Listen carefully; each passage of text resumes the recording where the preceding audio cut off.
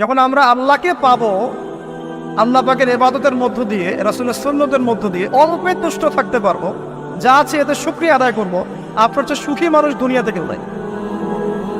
কেউ নাই দুনিয়ার। কিন্তু বস্তুবাদিতা আপনাকে এই আকীদা আদর্শ থেকে সম্পূর্ণ ডিমোটিভেট করে দেবে। তো প্রিয় ভাই এবং বোনেরা যারা আলোচনা শুনছেন, আজকে আমাদের প্রথম সবক হওয়া উচিত দুনিয়ার নেশায় আমরা না পড়ি। আল্লাহ পাক আমাদেরকে তৌফিক দান। আল্লাহ পাক আমাদের সবাইকে যারা আলোচনা শুনছি দুনিয়ার প্রেমিক হওয়া থেকে বাঁচাক বলি আমি। দুনিয়ার প্রেমিক না, প্রেমিক হবো কার? আল্লাহর আখিরাতের। কতটুকু দাম আছে দুনিয়ার? আল্লাহ পাক বলছেন একটা মাছির পাখার সমানও না। একটা মাছির পাখার কি দাম আছে আপনার কাছে? আল্লাহ পাক বলছেন পুরো দুনিয়ার দাম আমার কাছে যদি একটা মাছির পাখার সমান হতো, তাহলে এই দুনিয়াতে কোনো কাফের মুশরিক পানি পান করতে পারতো না। তার মানে এই দুনিয়াতে যা করো করো, আমার তো কোনো দামই নাই দুনিয়ার। কালকেই তো আমি দুনিয়া ধ্বংস করবো। আর ওই যে দুই জাতির কথা বললাম, জিন এবং মানব জাতি, আপনারা সূরা আর রহমান পড়বেন।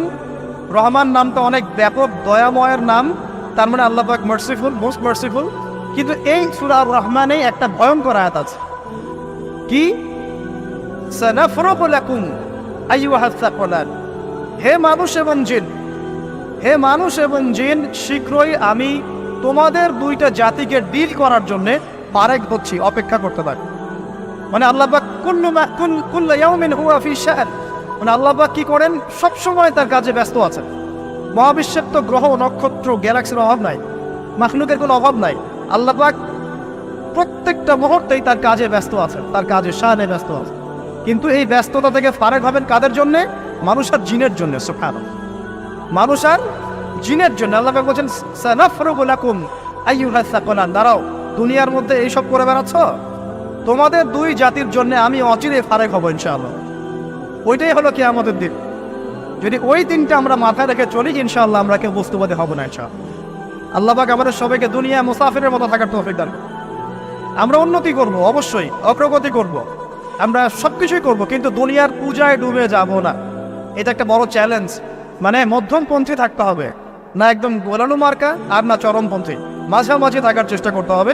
আল্লাহ তৌফিক দান। ঢাকাবাসীর জন্য এর চেয়ে বড় কোনো নসিহত হতে পারে না। ঢাকা থেকে, ঢাকার মতো যত মানে সিটিজ, মেগা সিটিজ আছে সারা ওয়ার্ল্ডে, তাদের জন্য এটাই প্রথম নসিহত, বস্তুবাদিতা ত্যাগ করতে হবে। বস্তুবাদিতা। আল্লাহ পাক আমাদের সবাইকে বাকির খাতা পূর্ণ করার তৌফিক দান। এখন একটা লক্ষ্য পেলাম, কি জন্য দুনিয়া এসেছে? আপনার ইবাদত করার জন্য। এখন অনেকে ভুল বুঝে প্রশ্ন করতে পারে, তাদের জ্ঞানের স্বল্পতা। আমি ওদেরকে দোষারোপ করবো না, কারণ আমাদের শিক্ষা সমস্যা আছে। আমরা তো সবার মাঝে ইসলামিক সার্বজনীন শিক্ষা দিতে পারছি না। এই কারণে অনেকে প্রশ্ন করতে পারে, তাহলে কি সারা জীবন আল্লাহ বিল্লাহি করতে হবে? আমি কি সারা জীবন তাসবিহ তাহলিল জিকির আজকার নামাজি পড়ে বেড়াবো? তাহলে এটা হলো তার ভুল বুঝ। এই আয়াত সম্পর্কে ভুল ব্যাখ্যা। সঠিক ব্যাখ্যাটা কি? সঠিক ব্যাখ্যা হচ্ছে সূরা হাশরের 7 নম্বর আয়াত। কত নম্বর?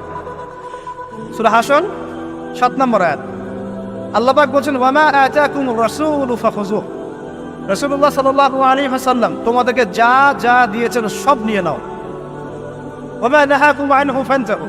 রাসূল যা থেকে বিরত থাকতে বলেছে সমস্ত বিষয় থেকে দূরে থাক। এখন এই আয়াতটাকে সামনে রেখে কোরআন সুন্নাহকে যদি আমরা ঘাঁটি, আমরা দেখব রাসূলুল্লাহ সাল্লাল্লাহু আলাইহি ওয়াসাল্লাম পেশাব পায়খানা ইস্তেনজা করা থেকে শুরু করে রাষ্ট্র চালানো পর্যন্ত প্রতিটা কাজের হেদায়েত দিয়ে গেছেন। আলহামদুলিল্লাহ, এটা কেউ মানি বা না মানি দিয়ে গেছেন, এটা বিশ্বাস করতে হবে। আমল করতে পারি বা না পারি, নবী দিয়ে গেছেন, বিশ্বাস করতে হবে। দলিল চাচ্ছেন, আপনি সহিহ বুখারী খোলেন, মুসলিম খোলেন, তিরমিজি, নাসাই, আবু দাউদ এগুলো খোলেন, দেখবেন আপনি ইস্তেনজা করবেন কিভাবে, বসবেন কিভাবে, ঢোকার সময় কোন পা দিয়ে ঢুকবেন, বের হওয়ার সময় কোন পা দিয়ে বের হবেন, ইস্তেনজা করার সময় কথা বলতে পারবেন কিনা, কতটুকু বলতে পারবেন, গোসল কেমন করে করবেন, ওযু কিভাবে করবেন, আপনি আগে কি পা থেকে শুরু করবেন নাকি হাত থেকে শুরু করবেন, কিভাবে নামাজ পড়বেন, আগে গিয়ে কি সেজদা করবেন নাকি ইকামত হবে, আজান হবে, আল্লাহু আকবার তাকবীর দিবেন, কিভাবে নামাজ শেষে বের হয়ে আপনি ব্যবসায় চলে যাবেন, কিভাবে আপনি ব্যবসা করবেন, কিভাবে চাকরি বাকরি করবেন, সমাজের মানুষের সাথে মেলামেশা করবেন, মানুষকে দিনের দাওয়াত দিবেন, ইভেন কিভাবে আপনাকে যদি আল্লাহ ক্ষমতা দেন আপনি কিভাবে সোসাইটি মেনটেন করবেন, সমাজ এবং রাষ্ট্র মেনটেন করবেন, প্রতিটা হেদায়েত খুঁটিনাটি কোরআন এবং সুন্নাহ দিয়েছে আমাদেরকে। এই বিশ্বাস আগে রাখতে হবে। এই বিশ্বাস না রাখলে কেউ মুসলিম হতে পারবে না। I am very sorry to say, এই বিশ্বাস না করলে কেউ মুসলিম হতে পারবে না। আগে বিশ্বাস, তারপরে কাজ করতে পারেন কিনা সেটা পরের ইস্যু। এবং আমি বলে দিচ্ছি, এই যুগে আপনি 100% পারবেন না, সিম্পল।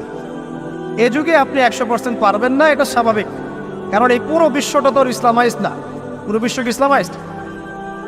বরং পুরো বিশ্বটা কুফরের উপর আছে। কিসের উপর আছে? পুরো ওয়ার্ল্ডটাই কুফরের উপর আছে, পুরো ওয়ার্ল্ডটাই। একটা এক্সাম্পল আমি প্রমাণ করতে পারি, একটা এক্সাম্পল খালি। আল্লাহ পাক বলছে সূরা মুলক, রাতের বেলা পড়তে হয় না সূরা মুলক? রাতের বেলা সূরা মুলক পড়তে হয়, যে পড়বে তার কবরের আযাব হবে না ইনশাআল্লাহ। কবরের আযাব থেকে আল্লাহ পাক তাকে বাঁচাবেন ইনশাআল্লাহ। সূরা মুলক তেলাওয়াত করতে হবে রাতের বেলা। এই সূরার প্রথম আয়াতে আল্লাহ বলেছেন তাবারাকাল্লাযী, বরকতময় সেই আল্লাহ, বিয়াদিহিল মুলক, যার হাতে পুরো মহাবিশ্বের ক্ষমতা। কার ক্ষমতা? তাবারাকাল্লাযী বিয়াদিহিল মুলক, বরকতময় সেই আল্লাহ, যার হাতে পুরো মহাবিশ্বের ক্ষমতা, সার্বভৌমত্ব। ক্ষমতার বাংলা কি বলতে পারি আমরা? এটাকে ইংরেজিতে আপনারা কি বলেন? আপনারা বলেন সভারেন্টি। কি বলেন? সভারেন্টি বিলংস টু আল্লাহ। এখানে সভারেন্টি বিলংস টু কে? আল্লাহ। কিন্তু এই পুরো বিশ্বের সার্বভৌমত্বের মালিক কি এখন আল্লাহ বাকি আছে? মানুষ নিজের হাতে নিয়ে নিয়েছে। কথা বুঝতে পারছেন? পুরো বিশ্বে আল্লাহর সার্বভৌমত্ব চলে এখন, মানুষের সার্বভৌমত্ব চলে এখন। তো পুরো ওয়ার্ল্ডটাই কুফরের উপর আছে না? বিশ্বটাই কুফরের। এখন বাদ দেন, এই ওয়ার্ল্ডে আপনি 100% ইসলাম ডিল করতে পারবেন না, সিম্পল। কিন্তু আগে বিশ্বাস করেন যে একদম টয়লেট থেকে শুরু করে আসমান পর্যন্ত সব কিছুই হেদায়েত কোথায় আছে, কোরআন শুনে আছে কি নাই? এখন মানতে পারি না, সেটা আমাদের ইস্যু। কেউ বিশ্বাস করেছে, মানতে পারে না, আল্লাহ তাকে মাফ করে দিবে ইনশাআল্লাহ। বিশ্বাস করেছি, মানতে পারিনি, আল্লাহ মানে বিশ্বাস করেছি, আমল করতে পারি না, এটা আল্লাহ। আমল করতে গিয়েছি, প্রতিবন্ধকতা পেয়েছি, সমাজ এমন ছিল না, বিশ্ব এমন ছিল না, আমি পারি নাই, আল্লাহ মাফ করে দাও, ইনশাআল্লাহ আল্লাহ মাফ করে দেবে ইনশাআল্লাহ। কারণ আল্লাহ পাক বলেছেন, কারো আমল নামায় যদি শিরকের পাপ না থাকে, যে কোনো গুনাহ আল্লাহ যাকে ইচ্ছা মাফ করে দেবে। আমল নামায় এখানে শিরকের পাপ রাখা যাবে না, যে কোনো গুনাহ আল্লাহ যাকে ইচ্ছা মাফ করতে পারে। বুঝাচ্ছি, মনে করেন একজন জেনা করেছেন, আল্লাহ মাফ করুন। ওই জেনাকার ব্যক্তি যদি বিনা তওবাতেও মারা যায়, তওবা করে নাই, বিনা তওবাতেও মারা যায়, কাল কিয়ামতের মাঠে আল্লাহ পাক তাকেও মাফ করতে পারেন। আল্লাহু আকবার। কিন্তু একজন ব্যক্তি শিরক করেছে, তওবা না করে মারা গেছে, আল্লাহ তাকে মাফ। এখন শিরকের পাপ ছাড়া যে কোনো পাপ আল্লাহ মাফ করবেন ইনশাআল্লাহ। সো আগে আকীদা পোষণ করি যে হ্যাঁ, কোরআন সুন্নাহয় সবকিছুর সমাধান আছে আলহামদুলিল্লাহ।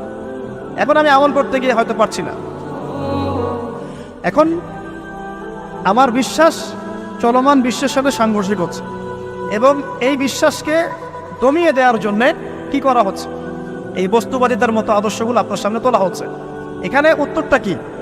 এখানে উত্তরটা হচ্ছে, দেখুন, ইবাদত মানে শুধুমাত্র নামাজ, রোজা, হজ, জাকাত নয়। ইবাদত মানে শুধুমাত্র নামাজ, রোজা, হজ, জাকাত নয়, বরং আমার জীবনের প্রতিটা সেক্টরই ইবাদত বলে কাউন্ট হবে যদি আমি সেই কাজটাকে নবীর সুন্নত অনুযায়ী করতে পারি। আমার কথা কি বুঝতে পারছেন?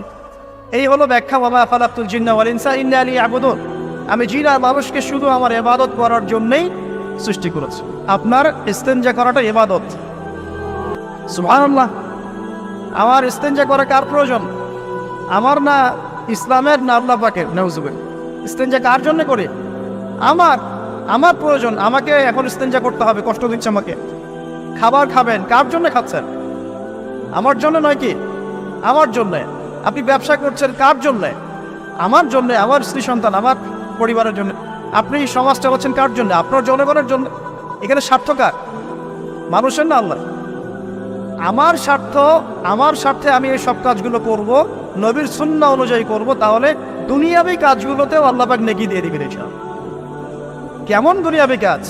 স্ত্রী সহবাস করা, স্ত্রীর সাথে ভালোবাসা, প্রণয় বিনিময় করা। আপনি স্ত্রীর দিকে তাকিয়েছেন, নেকি হয়েছে। স্ত্রীর হাতটা ধরেছেন, নেকি হয়েছে। স্ত্রীকে আদর করেছেন, নেকি হয়েছে। তার মুখের মধ্যে ভাত তুলে দিয়েছেন, নেকি হয়েছে। আপনার ছেলেকে আদর করে কোলে নিয়েছেন, নেকি হয়েছে। মা ছেলেকে দুধ পান করাচ্ছে, নেকি হচ্ছে। আপনি ভাইকে 5টা টাকা দিয়ে সহযোগিতা করলেন, নেকি হচ্ছে। একজন এসে বসতে পারছে না, জায়গা ছেড়ে দিলেন, নেকি হচ্ছে। ইভেন রাস্তায় হাঁটছেন, এক মুসলিম ভাইয়ের সাথে সাক্ষাৎ হলো, সালাম দিলেন, মুচকি হাসি দিলেন, নেকি হয়ে গেল। তাহলে আমরা কিভাবে বলতে পারি যে ইসলাম কি শুধু নামাজ, রোজা, হজ, জাকাতকেই স্বীকৃতি দেয়, এগুলো করতেই দুনিয়াতে আসছি, নাকি সব কাজই ইবাদত? আমার আলোচনা কি পরিণত আছে? আমাদের জীবনের প্রতিটা কাজই ইবাদত, যদি সেটা রাসূল সাল্লাল্লাহু আলাইহি ওয়াসাল্লামের সুন্নাহ মতো করা হয়। তিনটা জিনিস খেয়াল রাখতে হবে। কয়টা জিনিস ভাই? এক, সেই ইবাদত হতে হবে আল্লাহর সন্তুষ্টির জন্য। এই যে আমি স্ত্রীর মুখে ভাত তুলে দিচ্ছি, তার কাছ থেকে কিছু পাওয়ার আশায় নয়, আমি দিচ্ছি আল্লাহর সন্তুষ্টির। আমি যে একজন মুসলিম ভাইকে হাসি মুখে সাক্ষাৎ করলাম, ও আমাকে ভালো বলবে, পরে আমাকে হেল্প করবে, এমন এই জন্য নয়, আল্লাহ পাক সন্তুষ্ট হবেন তাই। আমি নামাজে দাঁড়িয়েছি, লোকে আমাকে ভালো বলবে এই জন্য দাঁড়াই নাই, দাঁড়িয়েছি কেন? যাতে আল্লাহ আমাকে কালকে আমাদের মঠে বাঁচাও। আমি দাড়ি ছেড়ে দিয়েছি কেন?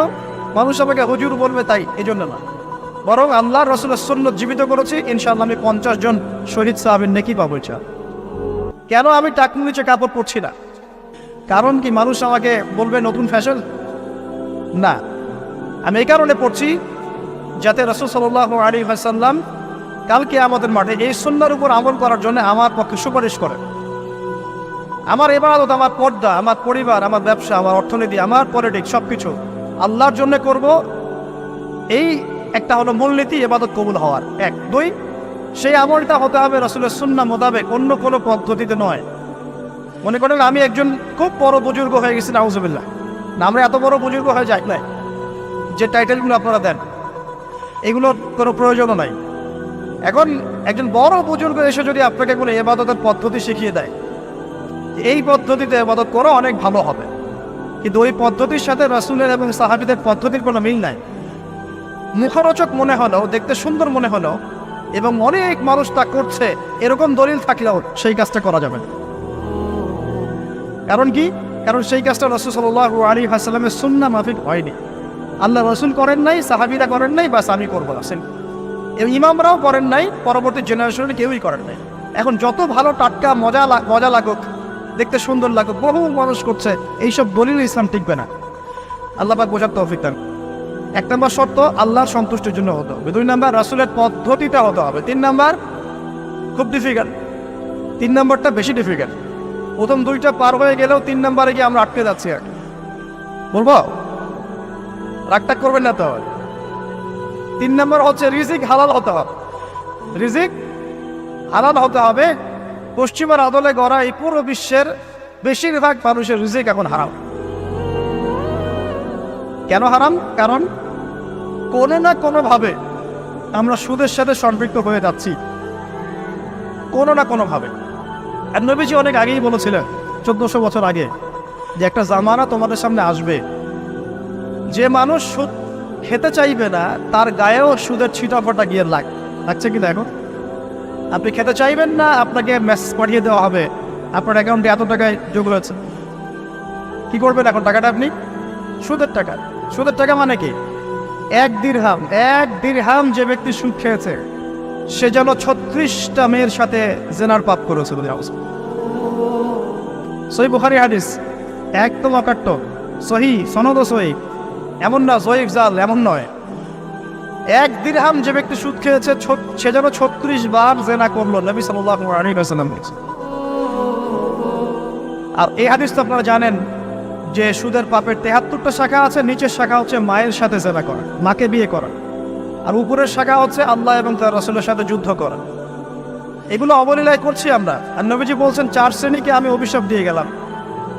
আল্লাহর নবী অভিশাপ দিয়ে গেলেন, মানে সে জাহান্নামে যাবে, কোনো অবস্থাতেই জান্নাতে যাবে না। ইল্লা মাশা আল্লাহ। 1, যে সুদ খায়। 2, যে সুদ দেয়। 3, সাক্ষী থাকে। 4, লিখে রাখে। এখন বলেন, এই সিস্টেমের বাইরে কতজন মানুষ আছে? এর বাইরে আবার আছে যাকাত না দেয়া, সম্পদ হারাম হয়ে যাচ্ছে। এর উপর আবার আছে ঘুষ, জানাদির অনেক সময় চাকরি বাকরি হয় না। আস্তে আস্তে এগুলো আমরা ট্রেডিশন বানিয়ে নিয়েছি। এক সময় আমরা, শোনেন, এটাকে বলা হয় নিউট্রালাইজেশন, মানে স্বাভাবিকীকরণ। খুব কঠিন টার্ম বলে ফেলছি মনে কিছু কিছু। যেমন আগে ধর্ষণ হলে আমরা খুবই সোচ্চার ছিলাম এবং সারা এলাকা ফেটে যেত, এত বড় কথা। কেউ মাপে কম দিলে, ধরা পড়লে চক্ষু লজ্জায় সে সমাজে চলতে পারতো না। কেউ চুরি করলে চক্ষু লজ্জায় বের হতে পারতো না। আস্তে আস্তে আস্তে আস্তে আস্তে আস্তে এই যে মাপে কম দেয়া বলেন, সুদ বলেন, জেনা বলেন, আস্তে আস্তে পাপগুলোকে আমরা নিউট্রালাইজেশন করে ফেলেছি, নিউট্রালাইজ হয়ে গেছে। হ্যাঁ, দর্শন ডেইলি 4-5টা হয়, সুদ সবাই খায়, আমিও খাই, যে না তো সবাই করে, বয়ফ্রেন্ড গার্লফ্রেন্ড ফ্রি মিক্সিং আছে, আমি করলে সমস্যা কি? ওর তো 4টা, আমার তো মাত্র 1টা। ওর চেয়ে আমি ভালো। ওর 5টা বয়ফ্রেন্ড, আমার তো 1টা। ওর 4টা গার্লফ্রেন্ড, আমার তো 1টা। আমি তো ভালো।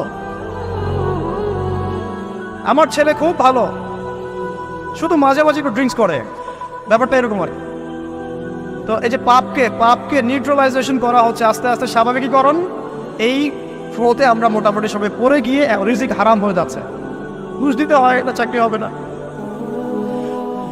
আবার দেখেন, জাকাত না দেওয়ার মধ্য দিয়ে রিজিক হারাম করে ফেলছি, সুদ খাওয়ার মধ্য দিয়ে করছি, ঘুষ নেওয়ার মধ্য দিয়ে করছি, কোনো কোনো ক্ষেত্রে করাপশন, অন্যের সম্পদ আত্মসাতের মধ্য দিয়ে করছি। এর বাইরে যারা ব্যবসা করছি, আমরা যে দুধে দেওয়া তুলসী পাতা এমনও নয়, কোনো কোনো সময় মাপে কম দিচ্ছি। এই যে টাটকা জিনিস বলে ভেজাল খাওয়াচ্ছি, 3 দিনের বাসি তেল দিয়ে ইফতার রান্না করে খাওয়াই দিবে, বলবে একদম টাটকা জিনিস। রমজান মাস আসছে সামনে না, কত যে মানুষ বের হবে যারা তারাবির নামাজ পড়বে একদম 20 রাকাত, ওখানে রাকাত নিয়ে ঝগড়া হবে। ঠিক ওরাই যখন দেখবেন বিকালে দুপুরে ইফতার বিক্রি করবে, বিভিন্ন পণ্য বিক্রি করবে, দেখবেন যে দুনিয়ার বাসি পচা আপনাকে খাওয়াই দেবে। এই শ্রেণীর মানুষের ধারণা যে লা ইলাহা ইল্লাল্লাহ শুধু মসজিদে আছে, বাজারে নাই। এতে ধারণা লা ইলাহা ইল্লাল্লাহ মুহাম্মাদুর রাসূলুল্লাহ এটা মসজিদে আছে, বাজারে সমাজে অন্য জায়গায় নাই, এটা তাদের ধারণা। তাদের এই ধারণা অচিরেই ভাঙবে যখন মৃত্যুর দূত চলে আসবে, তখন বুঝবে লা ইলাহা ইল্লাল্লাহ একটা সার্বজনীন কালিমা, যেটা জীবনের সব ক্ষেত্রেই চলতে হবে। আল্লাহ পাক আমাদেরকে বোঝার তৌফিক দান। তো ব্যবসা করছি আলহামদুলিল্লাহ, অ্যাটলিস্ট সুদ খাচ্ছি না। তবে এতটুকু মনে রাখবেন, ব্যবসায়ীদের অসততার কারণে, আমানতের খেয়ানতের কারণে একটা আযাব আসে। হাদিসের মধ্যে আসছে একটা আযাব আসে। নবীজি বলেছেন, যখন একটা জাতির ব্যবসায়ীরা মাপে কম দেওয়া শুরু করে, মিথ্যা কসম করে পণ্য বিক্রি করা শুরু করে এবং আমানতের খেয়ানত করে, তখন ওই জাতির উপর দুর্ভিক্ষ চাপিয়ে দেওয়া হয়। কি চাপিয়ে দেওয়া হয়? দুর্ভিক্ষ চাপিয়ে দেওয়া হয়। মনে করছেন যে হয়তো দুর্ভিক্ষ নাই, পুরো ওয়ার্ল্ড ওয়াইড একটা নীরব দুর্ভিক্ষ চলছে এখন আস্তে আস্তে।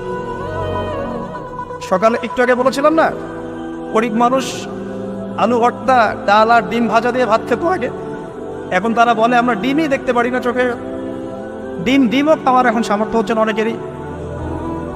আপনি শোনেন, আমি একটা জব করতাম, মনে করেন স্যালারি পেতাম 5,000 টাকা, এখন পাচ্ছি 10,000 টাকা। কিন্তু 10,000 টাকা স্যালারি পাওয়ার পরেও আগে 5,000 টাকা দিয়ে আমি সংসার চালাতে পারতাম, এখন 10,000 টাকা দিয়ে পারছি না। কারণ কি? কারণ হচ্ছে মুদ্রাস্ফীতি, দ্রব্যমূল্যের ঊর্ধ্বগতি, এর পাশাপাশি আছে আমানতের খেয়ানত করা, করাপশন এবং কিছু অসৎ ব্যবসায়ীর এই দুরভিসন্ধি।